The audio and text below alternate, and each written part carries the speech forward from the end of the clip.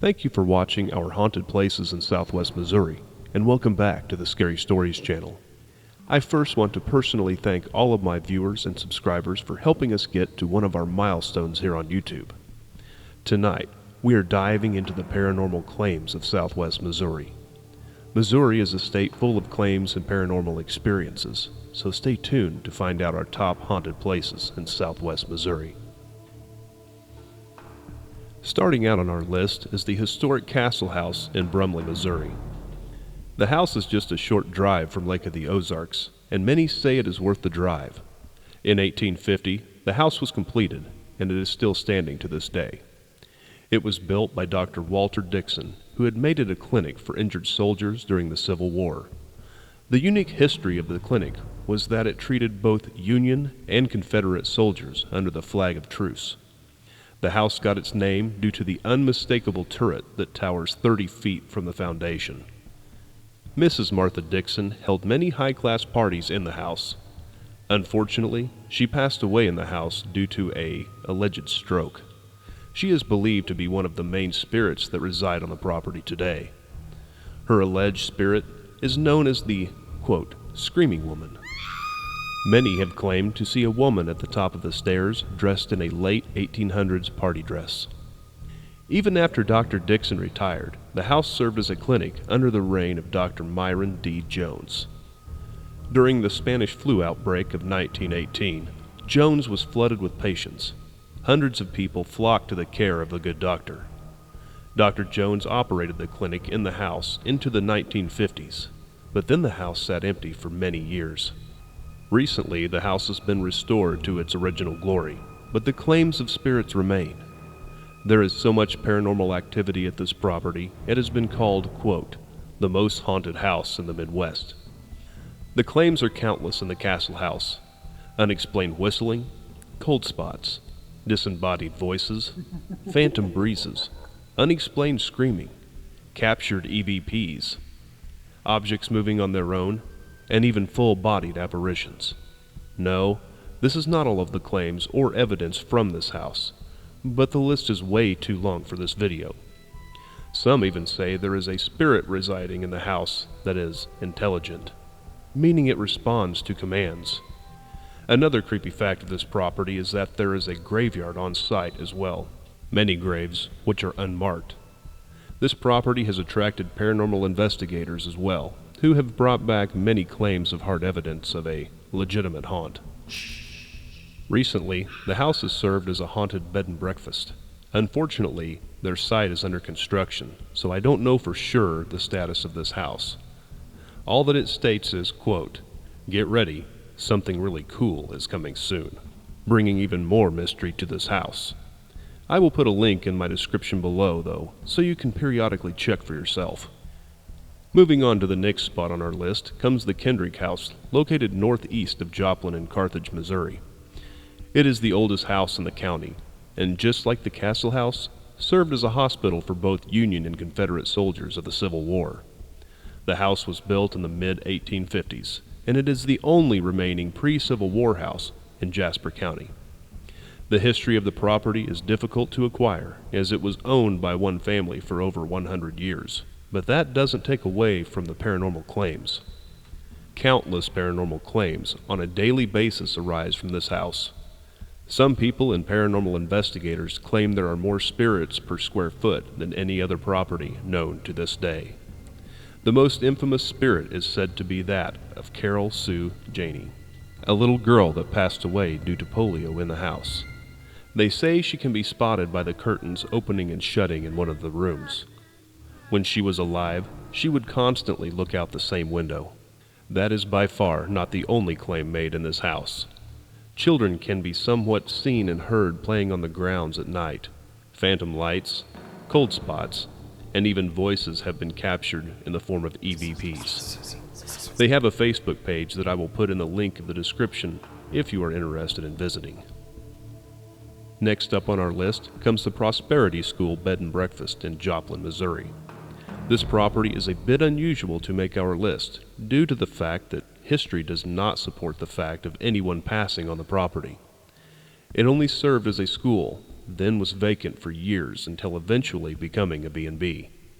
Having said all of that, the fact of the matter is, for some reason, there are a ton of paranormal claims here. All of the activity even caught the attention of the notorious ghost hunters. Even they didn't come up empty-handed. They acquired footage of disembodied children running through the halls of the school. Many of the other claims have been reported, and most of them are apparitions of nurses and children. Some say the spirits of the children have even gotten into bed with guests. Other reports have been cold spots and constant electrical issues with lights and electrical devices. If you are interested in visiting, I will put a link to their Facebook page in the description below. Next up on our list, also located in Joplin, Missouri. Established in the 1850s, the Peace Church Cemetery is reported to be full of activity. One of the most infamous souls laid to rest here is none other than Billy Cook. If you don't know who that is, let me enlighten you. Billy spent most of his years in reform school due to his continual life of mischief. Later in life, he became one of the worst mass murderers in history. He committed 6 murders, 3 of them being children. He would pretend to be a hitchhiker and kidnap the people who offered him a ride. One of the individuals was a deputy sheriff. He would rob them, sometimes kill them, and in some cases steal their car. Then finally, in 1952, he was terminated in the gas chamber. He was placed in the Peace Church Cemetery with an unmarked grave. Legend states that they had to bury him just off of the cemetery property, as they wouldn't allow him to rest in the cemetery itself. Nevertheless, it is rumored that his spirit is one of the many that haunt the grounds to this day. Many reports of the cemetery are of cold spots, phantom breezes, unexplained sounds, disembodied voices, and phantom gunshots. The most famous report is that of a shadowy figure believed to be Billy, appearing to many in the cemetery grounds. People claim when you try to approach it, it vanishes. The cemetery hasn't been maintained very well the past couple of decades, but the site does remain today. They do have a Facebook page that I will put in the description below in case you are curious. Now, last but not least on our list is a multiple building haunt. Located in Springfield, Missouri is Drury University. Not 1, not 2, not 3, but 4 locations on this property have had paranormal reports. The university dates back to 1873, when the first class began and still operates to this day. The first building we are going to discuss is the Clara Thompson Hall. The building was finished in 1926 and dedicated to the memory of Clara Louise Wallace Thompson.